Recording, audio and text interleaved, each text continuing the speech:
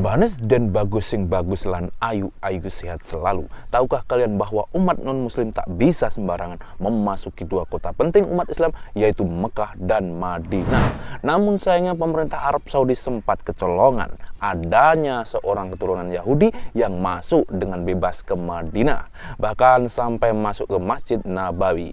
Waduh, kok bisa ya? Lalu bagaimana sekarang dan nasibnya? Simak video ini hingga akhir. Terima kasih sudah menonton. Assalamualaikum warahmatullahi wabarakatuh.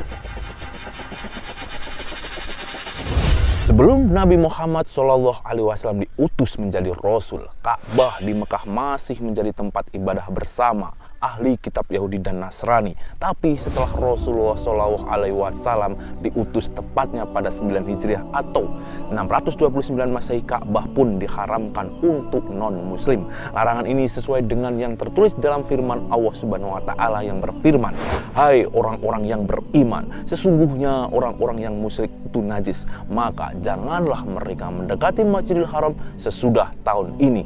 Dan jika kamu khawatir menjadi miskin, maka Allah nanti akan memberimu kekayaan kepadamu dari karunia-Nya. Jika Dia menghendaki, sesungguhnya Allah Maha mengetahui lagi Maha bijaksana." Al-Quran Surat At-Taubah ayat 28. Hanya ada satu cara untuk bisa masuk ke kota suci tersebut, yaitu dengan mengucapkan 2 kalimat syahadat. Larangan itu diberlakukan untuk menjaga marwah dan kesucian Mekah karena asalnya dari Allah Subhanahu wa Ta'ala. Larangan itu tak bisa diganggu gugat. Pemerintah Saudi pun memasang tanda peringatan bertuliskan Muslim Only dalam radius 50 km dari pintu gerbang menuju ke Arab. Bagi seorang non-muslim mengunjungi Madinah, sebenarnya ada beberapa pendapat saat Rasulullah SAW berada di Madinah. Beliau juga tinggal berdampingan dengan orang Yahudi, orang Arab yang menyembah berhala, dan orang Majusi yang menyembah api. Mereka adalah orang-orang yang sudah lebih dulu tinggal di Madinah. Bahkan dulu banyak orang Yahudi yang ada di sana sebelum akhirnya mereka diusir oleh Rasulullah SAW karena melanggar perjanjian. Kemudian Bani Taif dari Daif yang bukan orang Islam pernah mengunjungi Madinah dan Rasulullah SAW menerima mereka di dalam Masjid Nabawi. Makanya posisi kota Madinah sedikit berbeda. Ada pendapat yang menyatakan bahwa orang-orang kafir dibolehkan masuk ke Madinah untuk kepentingan tertentu di masa Umar bin Khattab. Mereka diperbolehkan untuk berdagang, mereka diberikan waktu untuk menyelesaikan urusannya, kemudian diperintahkan untuk pergi. Dan Ibnu Qudamah mengatakan kalau dulu di zaman Umar bin Khattab, seorang Syekh Nasrani mendatanginya dan berkata, "Saya adalah Syekh Nasrani, petugas Anda telah mengambil sepersep dari sebanyak 2 kali." Umar pun membuat aturan yang berbunyi tak boleh mengambil sepersep pun darinya kecuali hanya sekali, dan tidak diizinkan baginya dalam hal ini orang Nasrani untuk tidak tinggal lebih dari 3 hari, tak diizinkan. Pendapat lain menyatakan non-muslim dilarang mengunjungi Madinah sesuai hadis Rasulullah SAW. Abu Daud pernah meriwayatkan sebuah hadis yang bersumber dari Umar yang pernah mendengar Rasulullah SAW bersabda, "Sungguh aku keluarkan Yahudi dan Nasrani dari Jazirah Arab."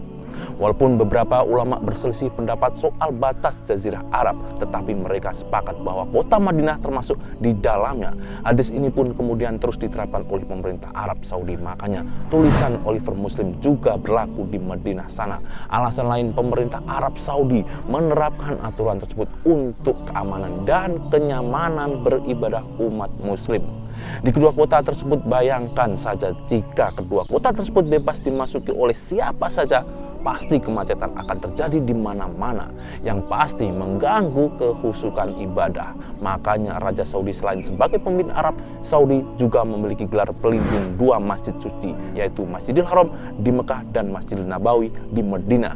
Jika non-muslim tetap memaksa masuk, mereka akan berhadapan dengan petugas dan diinterogasi. Beberapa kasus akan melalui vonis hukuman dari hakim. Berdasarkan hasil investigasi nanti, hukuman yang paling ringan adalah dideportasi sampai larangan masuk seumur hidup ke Arab Saudi. Kalau seorang penyusup kedapatan terkait dengan organisasi teroris, mereka akan dikenai hukuman mati, dan itu adalah hukuman maksimal yang diterapkan di negara Arab Saudi tersebut, walaupun aturannya sudah dibuat dengan sangat ketat. Ada saja beberapa non-muslim yang nekat memasuki kedua kota tersebut. Salah satunya pernah dilakukan oleh seorang warga Yahudi, Israel bin Zion. Dia seorang Yahudi yang lahir di Rusia dan memutuskan untuk menjadi warga Israel. Ia sempat membuat heboh umat muslim karena menggugah foto-fotonya yang sedang berada di Masjid Nabawi, masjid suci kedua umat muslim, setelah Masjidil Haram. Dalam fotonya yang diunggah pada 2017 lalu, Ben Zion berpose merangkul seorang laki-laki di tengah-tengah para jemaah. Zion tampil memakai baju koko pakaian khas Arab lengkap dengan sorbannya. Dalam foto lain terlihat Zion membawa sebuah tas kulit dengan tulisan bahasa Ibrani yang dibordir. Tim of Israel memberitakan bahwa itu ada tulisan namanya dan tasnya berisi gulungan teks suci umat Yahudi. Dalam kunjungannya ke Arab Saudi, terutama Madinah, Zion mengaku diterima dengan sangat baik, walaupun masyarakat di sana mengakui bahwa dia adalah seorang Zionis.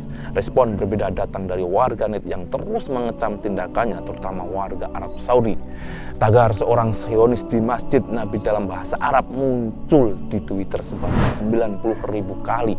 Tagar lain seperti tagar Zionis in the Prophet Mosque and tagar Zionis juga muncul saat itu. Alasan lain, Zion dikecam karena pemegang paspor Israel dilarang masuk ke Arab Saudi. Setidaknya ada 16 negara yang melarang kehadiran warga Israel. Zion juga mengaku telah melancong ke berbagai tempat suci umat Islam, termasuk di Iran dan Lebanon. Padahal kedua negara tersebut juga menjadi salah satu daftar negara yang menolak kehadiran warga Israel. Tindakan Zion ini pun memunculkan banyak asumsi. Ada yang menganggap Zion masuk ke Arab Saudi, Iran, dan Lebanon secara ilegal. Tapi dia langsung membantahnya. Ia mengaku memiliki paspor ganda Rusia dan Israel. Ia menggunakan paspor Rusia untuk masuk dan masuk secara legal ke negara-negara tersebut. Ia juga mengaku masuk ke Masjid Nabawi tanpa melakukan penyamaran. Dia mengenakan baju kuku dan surban untuk menghormati para jemaah dan Masjid Nabawi itu sendiri. Saya memakainya atas dasar penghormatan karena saya tahu akan datang ke Masjid Nabawi di Madinah. Jelas saya tidak akan memasukinya dengan bercelana jin. Itu tidak pantas, kata Zion. Ada juga yang berspekulasi bahwa masuk Zion secara bebas ke tempat-tempat suci umat muslim sebagai tanda hubungan baik antara Arab Saudi dan Israel. Bahkan seorang pembangkang Yahudi yang tinggal di London bernama Sheikh Al-Faqih mengungkapkan kalau kunjungan Zion ada kaitannya dengan hubungan pertemanannya dengan putra mahkota Arab Saudi, Muhammad bin Salman. Meski begitu, Zion mengaku kedatangannya ke Arab Saudi adalah pesan bahwa Yahudi dan Islam adalah saudara dari bapak yang sama, yaitu Nabi Ibrahim alaihissalam. Pernyataan itu diunggah di akun Instagram pribadinya. Masuknya non-muslim ke tempat suci umat Islam bukan hanya terjadi sekali, ternyata diikuti oleh Diltemeri, seorang wartawan media Israel yang berhasil masuk ke Mekah. Dokumentasi dirinya mengunjungi Mekah diunggah di channel 13 media tempatnya bekerja. Dalam video tersebut, ia berhasil memasuki gerbang Mekah hingga kompleks Masjidil Haram. Tamari sempat berfoto di kawasan Jabal Arafah dan Jabal Rahmah, lokasi umat Islam yang berkumpul saat melaksanakan ibadah haji. Tamari dan kantornya pun mendapat kecaman dari warganet. Bahkan dari warga Israel sendiri menganggap bahwa tindakannya telah melanggar dan menyinggung umat muslim. Larangan kaum di luar agama memasuki wilayah atau area keagamaan tertentu tidak hanya terjadi di Mekah dan Madinah. Ada agama lain yang juga menetapkan aturan tersebut. Umat Kristiani golongan Latter the Sign of Jesus Christ melarang orang di luar agamanya berkunjung ke gerejanya. Lalu di India, beberapa kuil-kuil peribadatan masih terlarang bagi orang non-Hindu. Nah, bagaimana menurut kalian Rebahanes? Larangan non-muslim memasuki kedua kota tersebut berasal dari Allah Subhanahu wa Ta'ala dan Rasulnya. Makanya tak bisa diganggu gugat. Semoga kejadian ini menjadi pembelajaran bagi kita semua untuk selalu mematuhi perintah Allah Subhanahu wa Ta'ala. Dan bagaimana menurut kalian akan hal itu? Tulis komentar kalian di bawah. Wallahu a'lam bishawab. Semoga bermanfaat. Sekian dan bagus. Salam cekidot.